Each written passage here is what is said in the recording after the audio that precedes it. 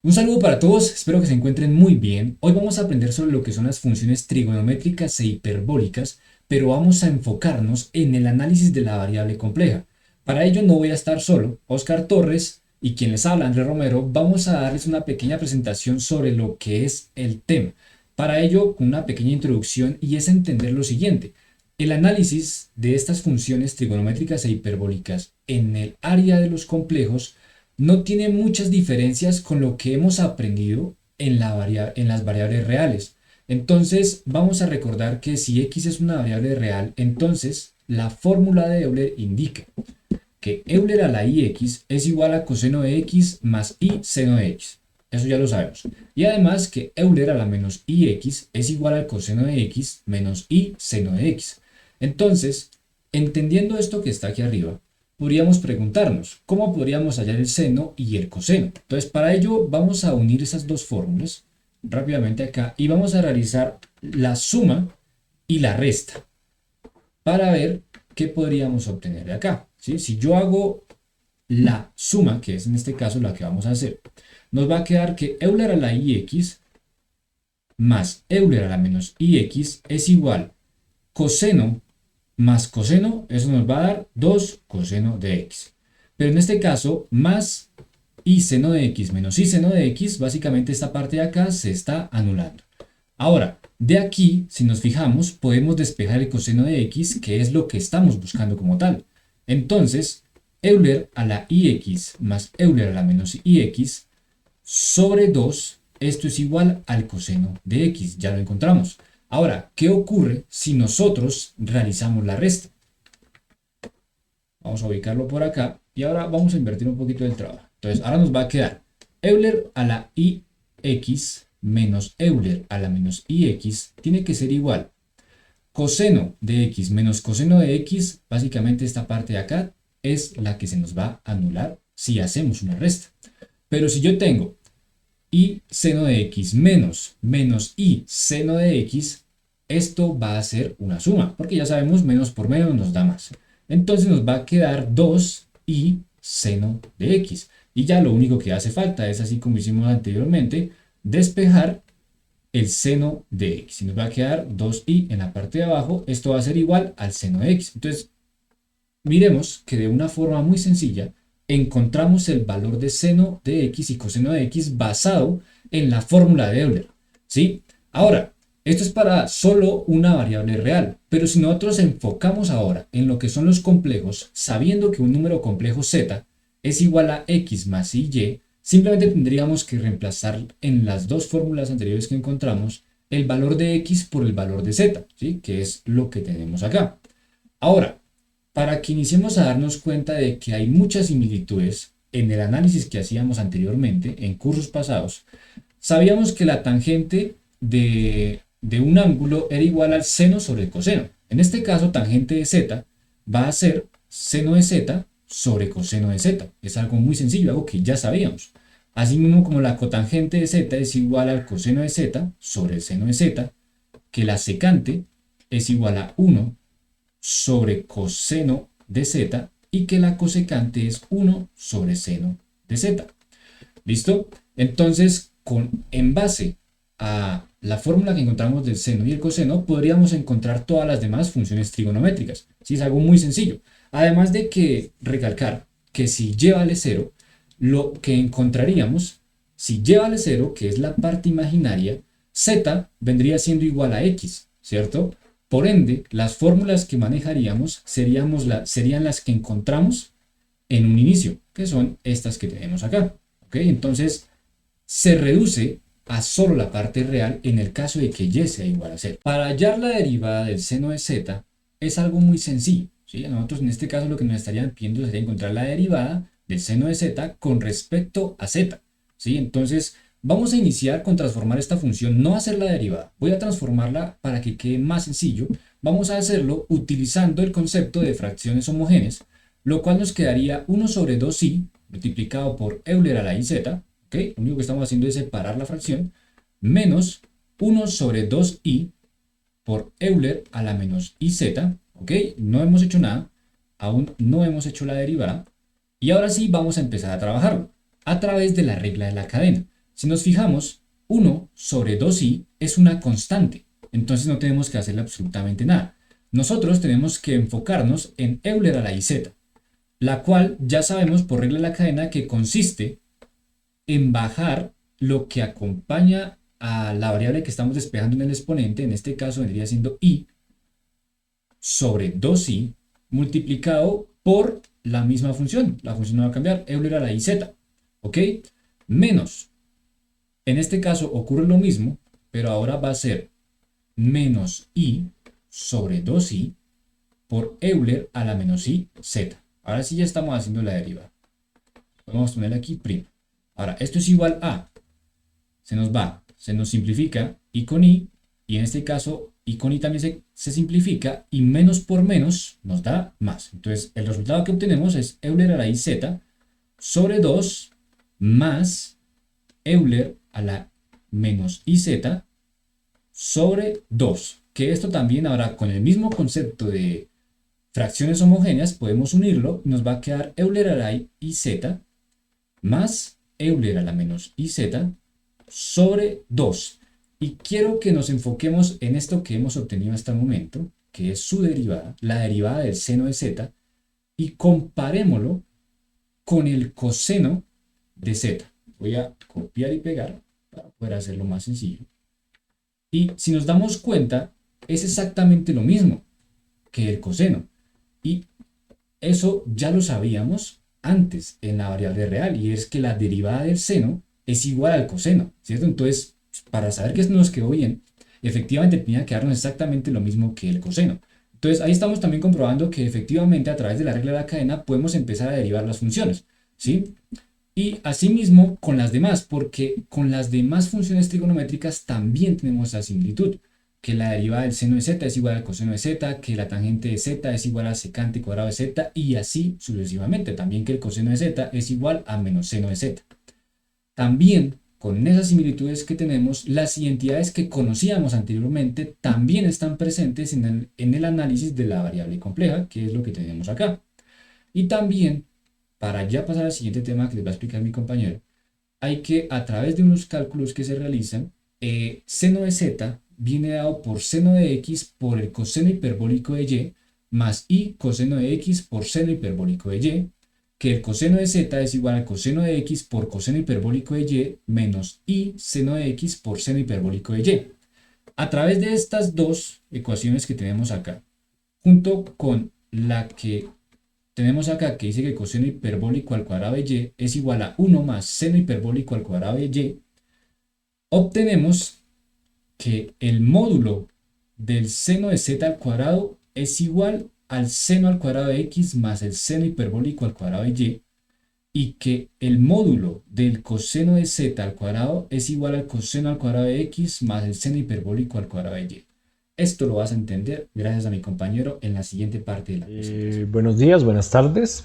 Espero se encuentren de la mejor forma. En esta ocasión, pues mi nombre es Oscar Carvajal y voy a continuar con la presentación de mi compañero.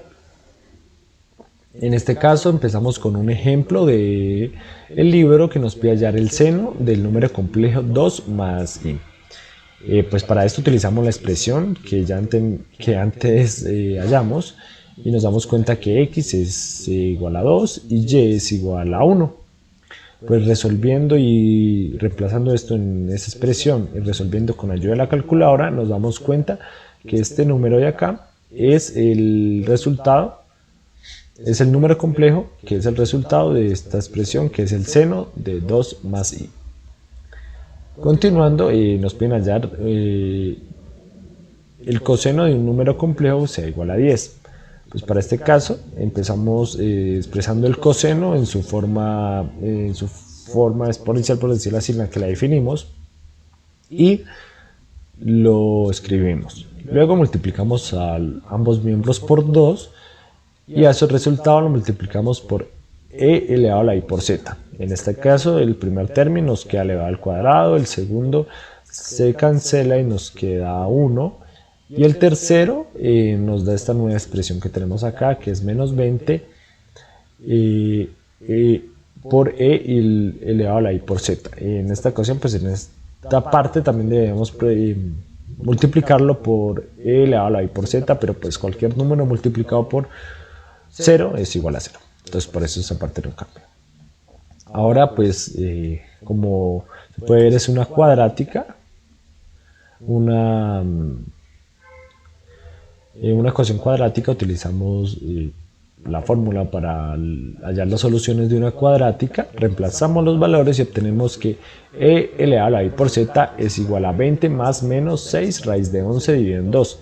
Esa parte lo dividimos acá sumando y nos queda e elevado a la i por z es igual a 10 más menos 3 por raíz de 11.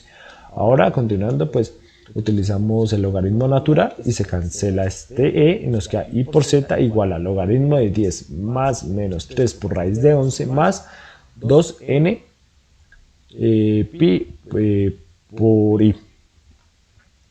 Ahora, el logaritmo natural lo podemos expresar con la siguiente, o sea, lo podemos trabajar con la siguiente propiedad, que el logaritmo de 10 menos 3 raíz de 11 es igual a menos logaritmo de 10 más 3 raíz de 11. Pues esto nos da un resultado de dos números complejos que son además dividimos por i, ambos miembros, se me olvidó decirlo, y nos da ahora sí, ya el resultado final, que son dos números complejos, de la forma 2n pi más menos i por logaritmo de 10 más 3 raíz de 11.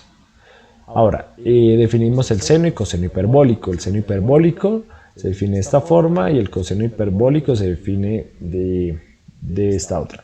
Estos son prácticamente las mismas definiciones que para los números reales, solo que en este caso no están elevados a números reales sino complejos.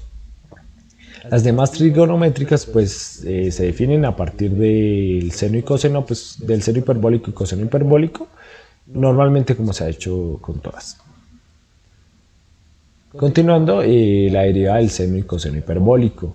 La derivada del seno, pues la que en esta parte lo reemplazamos por su definición y sacamos un medio, pues por ser una constante, y nos queda esta expresión, que e elevado a la z pues es la derivada de e elevado a z es e elevado a la z, y la derivada de e elevado a la menos z es menos e elevado a la menos z, pero como ese menos se multiplica con este menos nos produce este más.